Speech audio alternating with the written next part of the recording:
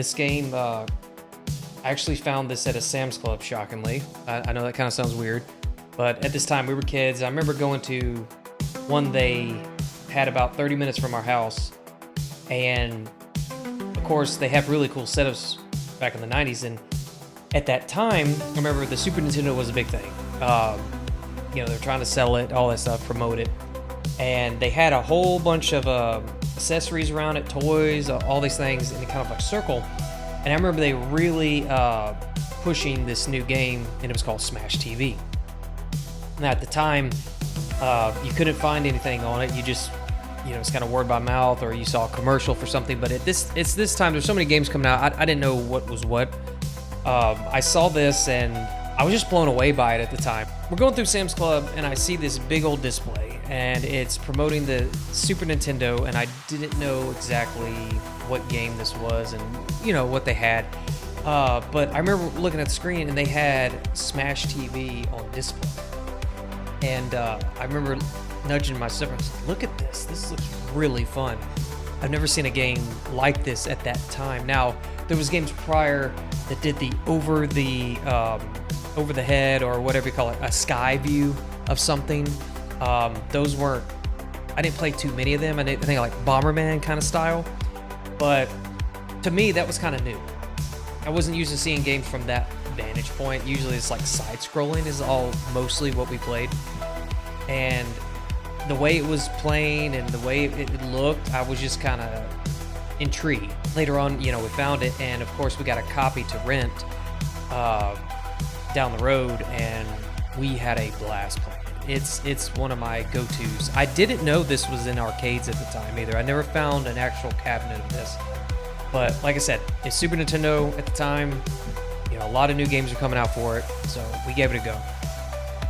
This game, it felt like they stole some stuff from some movies, which I later looked into, and The Running Man was an example, like where they got the idea from this, like a kind of crazy game show filled with violence and putting people through all these obstacles to see if they can make it, and the rewards would be huge if they survive.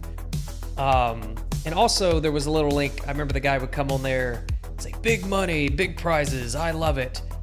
And I know I've heard that before. I was like, kept thinking, where have I heard that before? And sure enough, it was on RoboCop. I think that scene's in every single one of them too. They plug it just briefly. So this game, like I said, you can be 1 to 2 players. You go through these different rooms, which here's the cool thing about that. The replay value is really neat, because each direction you go, there's different rooms, there's different stuff to unlock, there's like different enemies, that kind of thing, to get to the final boss of each stage, which, like I said, just makes it more fun to play, because you can take different routes, which kind of changes the game, the experience some. But as you're going through, you're trying to collect all these prizes. There's mines on the ground. You can get these power-ups that give you like force fields. You can run through people. The guns are ridiculous. I think like some of them like are spreads. There's one that reminds me of the one from Contra, has a spread to it.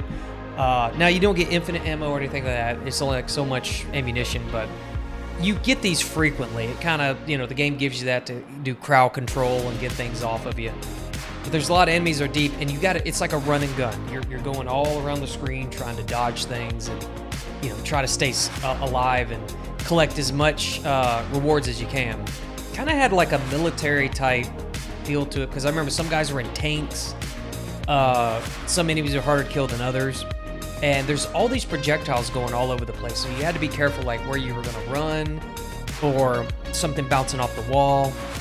And it got very chaotic at certain times. You'd be pinned, and you were hoping like your partner can get you out, or you could shoot your way out of a situation, because that seemed like it happened a lot. When it came to the bosses, it was kind of funny, because when we first played it, you'd kill a boss, or you'd blow like their arms off or something like that. Like it'd be big guys with like tank treads for legs, and they'd go around. They would like shoot lasers. They'd have people coming after you. There'd be shrapnel going everywhere. Yeah, as you blow like appendages off every time, it just kind of made you think you were a step closer to beating him, a step closer to beating him. And I remember the first one, we kept shooting him. We blew like his head off, we blew his arms off, and then blew his like his chest area off.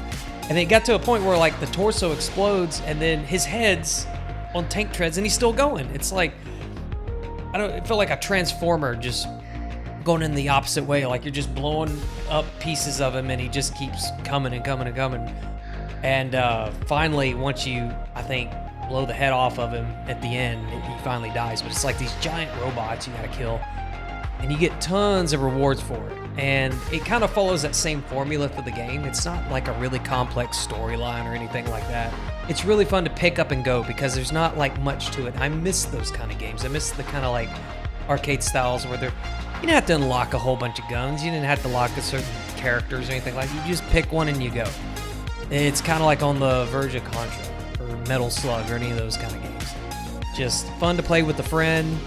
A lot of action in it. Good replay value. The enemies are very interesting, and like I said, just even though there's not too much to the game at this time, we never played anything quite like that. So that was like one of the first kind of shooters I played as far as coming from a aerial viewpoint, and the fact that it had like the TV show kind of vibe going was kind of unique for it. I think it gave it a little bit of a flavor. It was very different than anything else. Now, if you do like this, there is another game I will say I came across later, Total Carnage, and I believe it's made by the same people, but it follows like the exact same formula.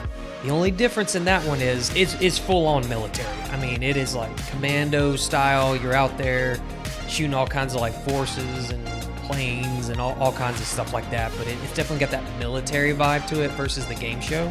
It felt like it was a little sloppy because you're just like, oh, you're just using the Smash TV thing going for it, but I mean, whatever works, right? Well, if you're into those kind of retro run and gun kind of games, full action, I think you'll like to take a try.